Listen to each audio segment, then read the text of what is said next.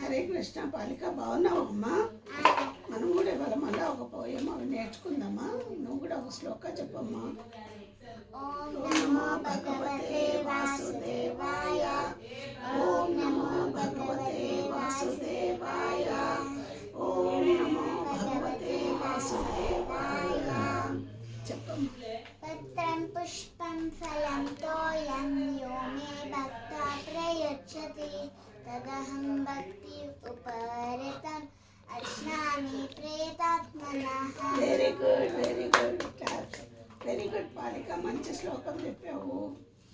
హరే కృష్ణ. నేను కూడా ఒక పద్యం చెప్తాను, వేమన శతకంలోది. గంగి గోవు పాలు గరిటెడైన చాలు, కడవడైన నేమి కరము పాలు, భక్తి కరుగు కూడా పట్టడైన చాలు, విశ్వదాభిరామ వినరవేమ. మన ఇది వేమన శతకంలోది పద్యము. అయితే గంగి గోపాలు అంటే మంచి ఆవు పాలు ఒక గరిటెడైనా చాలు అనమాట. గాడిద పాలు అన్నీ ఒక కుండడున్న మనకు వేస్ట్ చేయాలి. భక్తితోటి ఇంత కొంచెం భోజనం పెట్టినా కూడా చాలా సంతోషంగా చేస్తారని ఇక్కడ పద్యంలో సారాంశం. ఓకేనా? ఒక స్టోరీ చెప్తాను. అయితే ఒక తండ్రి కొడుకులు ఉంటారు ఒక ఊళ్ళో. అయితే వాళ్ళ నాన్నగారు అంటే పిల్లలకు విద్యాబుద్ధులు అని చెప్తూ ఉంటారు కదా.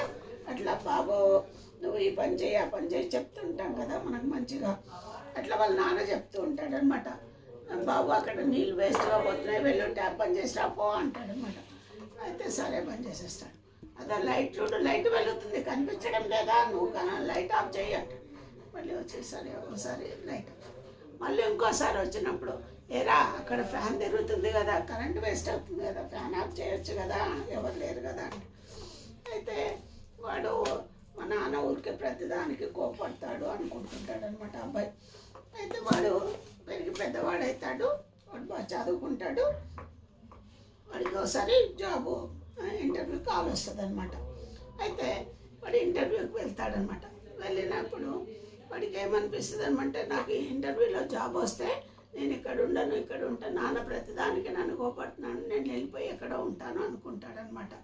జాబ్ వస్తుంది కదా, జాబ్లో ఎక్కడికో వెళ్ళిపోతాను అనుకుంటాడు. అనుకొని సరే ఆ ఇంటర్వ్యూ దగ్గరికి వెళ్తాడు. వెళ్ళాక అక్కడ వెళ్తుంటే గార్డెన్లో నీళ్ళు పోతుంటాయి అన్నమాట. నీళ్ళు వేస్ట్ అయిపోతున్నాయని వెళ్ళి ట్యాప్ క్లోజ్ చేస్తాడు. సరే ఆ ఇంటర్వ్యూ మేడ మీద జరుగుతూ ఉంటుంది. మెట్లెక్కి వెళ్తూ ఉంటాడు. మెట్ల మీద అన్ని పేపర్లు పడి ఉంటాయి. ఆ పేపర్లన్నీ తీసుకెళ్ళి అక్కడ టేబుల్ మీద పెడతాడు. తర్వాత ఇంటర్వ్యూ హాల్లో ఒకవైపు జనాలు కూర్చుంటారు, ఒకవైపు లైట్లు ఫ్యాన్లు వేసి ఉంటాయి అన్నమాట. అయ్యో ఫ్యాన్లు లైట్లు అన్నీ ఇట్లా వేస్ట్ అయిపోతుంది, కరెంట్ వేస్ట్ అవుతుంది కదా అని వెళ్ళి ఆ వెహికల్ ఆఫ్ చేస్తాడు. చేశాక ఈలోగా అందరు ఇంటర్వ్యూకి వెళ్ళి ఒక దారి నుండి వచ్చి ఇంకో దారి నుండి వెళ్ళిపోతుంటారు, కానీ ఎవరు కనిపించారు అబ్బాయికి. ఆ అబ్బాయికి టెన్షన్ పెరిగిపోతుంది. అయ్యో ఇంటర్వ్యూలో ఎవరు నాకు కనిపించడం లేదు, ఇంటర్వ్యూలో ఏం అడుగుతున్నారు అని అనుకుంటుంటాడు అనమాట. అయితే అతని టైం వస్తుంది, అతన్ని పిలుస్తారు ఇంటర్వ్యూ. లోపలికి వెళ్తాడు అతను. ఇంటర్వ్యూకి వెళ్ళాక వాళ్ళు బాబు నీ ఇంటర్వ్యూ అయిపోయింది, నువ్వు పాస్ అయిపోయావు, ఓకే నువ్వు వెళ్ళిపోడ్డాను, రేపటి నుంచి జాబ్లో జాయిన్ అవ్వంటారు. అంటే వాళ్ళకి ఆ అబ్బాయికి ఏమనిపిస్తుంది, అరే నా సర్టిఫికెట్లు చూడలేదు, నన్ను క్వశ్చన్లు అడగలేదు, నా పేరు అడగలేదు, ఏం అడగలేదు, అప్పుడే నాకు ఎట్లా జాబ్ ఇచ్చేసారు సార్ అని అనుకుంటాడమ్మా అని అడుగుతాడనమాట. అడిగితే మేము ఇంటర్వ్యూకి కనిపించాము, ఇంతమంది జనంలో కూడా ఎవరు అక్కడ వాటర్ వేస్ట్ అవుతుందని వాటర్ ట్యాప్ కట్టేయలేదు, నువ్వు కట్టేసి వచ్చావు, మెట్ల మీద అన్ని పేపర్లు పడి ఉంటే అవి తీసుకొచ్చి అక్కడ టేబుల్ మీద పెట్టావు, హాల్లో ఇంతమంది జనాలు ఉన్నా కూడా అక్కడ కరెంట్ వేస్ట్ అవుతుందని లైట్స్ ఆఫ్ చేసి ఫ్యాన్స్ ఆఫ్ చేసావు, ఇంతకంటే పెద్ద ఇంటర్వ్యూ ఏంటి, నువ్వు పాస్ అయిపోయావు అంటాడనమాట. అయితే అప్పటి వరకు ఈ అబ్బాయి ఓ అని చెప్పి చాలా సంతోషపడిపోతాడు. సంతోషపడిపోయి ఇంటికి వచ్చేసి అబ్బాయికి అంతకుముందు ఏమనిపిస్తుంది, వాళ్ళ నాన్న ప్రతిదానికి కోపడుతుంటాడు కదా, అక్కడ ట్యాప్ కట్టేయి, ఇక్కడ లైట్ ఆఫ్ చేయి, అక్కడ ఫ్యాన్ ఆఫ్ చేయి అని చెప్తూ ఉంటాడు. అందుకని వాడికి ఎప్పుడు బాధ అనిపిస్తుంది, లేదు నాకు జాబ్ వస్తే ఎక్కడికన్నా ఊరికి వెళ్ళిపోతాను, కానీ ఎందుకు వచ్చింది జాబు, నాన్నగారిని చెప్పాడు కాబట్టి వచ్చింది కదా అని చెప్పి అనుకొని వెళ్ళి వాళ్ళ నాన్నని గట్టిగా హగ్ చేసుకుంటాడు అనమాట.